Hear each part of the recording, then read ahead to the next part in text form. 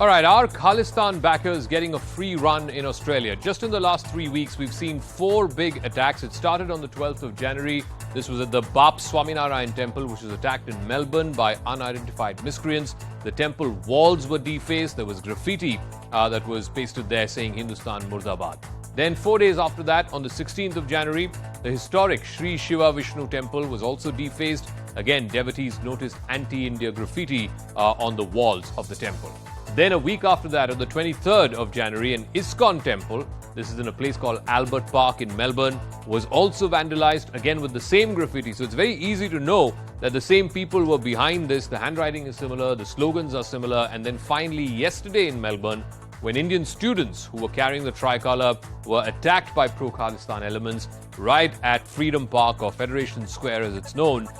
This was, of course, bang in the middle of when a 6 for Justice fueled referendum was being held in Melbourne. Several students suffered injuries. Let's tell you a little bit more about this referendum that was held yesterday in Melbourne. 6 for Justice, an organization which is banned here in India, called for a non-binding, completely illegal referendum in Melbourne yesterday.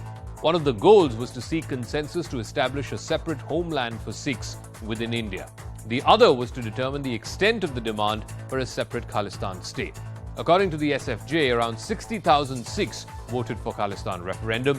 Similar referendums have already been held in the UK, in Canada, Switzerland and Italy. The Indian High Commissioner to Australia met with the Premier of Victoria and discussed the growing threat from extremist Khalistani groups. The Indian High Commissioner also visited the Bap Swaminarayan temple and the ISKCON temple, which were both targeted. Is there a go slow by the Australian authorities? The Hindu population in Australia stands at over 600,000 as per the 2021 census. Is that not a large enough community for the authorities in Australia to pay heed to?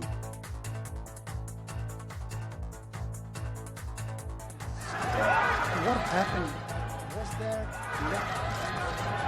Australian authorities' part or Victorian authorities' part, or things were not explained the way they could be? Well, I'm not sure where you got that from.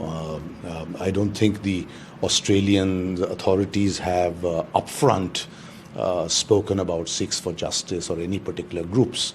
They have certainly assured us that matters are under investigation, but I don't think they have named any particular groups thus far. Well, we are concerned about the safety of every Indian in Australia, no matter where or no matter what the circumstances. So we hope very much that they will be well looked after. Those who have been injured yesterday, fortunately, we are told that the injuries are minor and that they have been treated and discharged. We certainly would always hope for the best for them and will continue to do whatever is required for their welfare. Amid this slew of attacks over the last 3 weeks, it's becoming clear that several warning signs were ignored by the Australian authorities. Images were circulated of those executed for the assassination of former Prime Minister Indira Gandhi. The referendum call was to avenge the execution of the killers of Mrs. Gandhi. There was even a car rally that happened on the 15th of January calling for that Khalistan referendum. Then the second temple that was vandalized right after this car rally. Posters and hoardings of Bhindranwale, that came up as well, calling for a separate Khalistan state. There were threats that were made by Khalistan sympathizers, which are flooded across social media in Australia. So how exactly did this Khalistan movement begin? You have to go back all the way to the 1950s. It was the Akali Dal which sought a separate Sikh province or a Sikh Sabha. But the States Reorganisation Commission rejected this demand, fearing that it would lead to unrest. But after violent protests, the Indira Gandhi government gave in to the demand.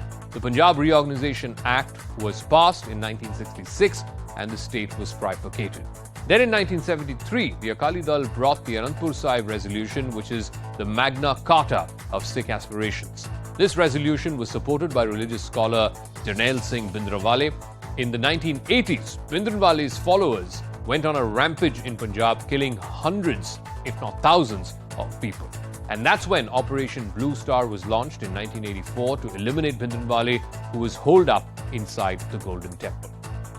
Now, Australia is not the only country which has witnessed a spurt of attacks by Khalistanis. Back in March of 2021, Khalistani supporters attacked a man during a Tiranga rally organized by members of the Indian diaspora in Brampton in Canada. The same month, Canadians of Indian origin protested against increasing attacks by Khalistan supporters on Hindu minorities. Now, this similar incident has also happened outside the Indian High Commission in London. So what explains this Khalistani revival that we're seeing in different countries around the world? The biggest reason is that Pakistan and the ISI are desperately trying to revive this movement after the abrogation of Article 370 in Jammu and Kashmir. There is heightened security in Jammu and Kashmir. The number of terrorist incidents there has come down in the last 2.5 years. Therefore, they're now trying to create unrest in Punjab. Pakistan is also tapping into Khalistanis as it faces global scrutiny over harboring Kashmiri terror groups. The movement is also getting ideological support from Sikhs who live in Canada, UK, Australia, and the United States. The ISI is also trying to persuade Sikhs who are coming to Pakistan to visit the Kartarpur site.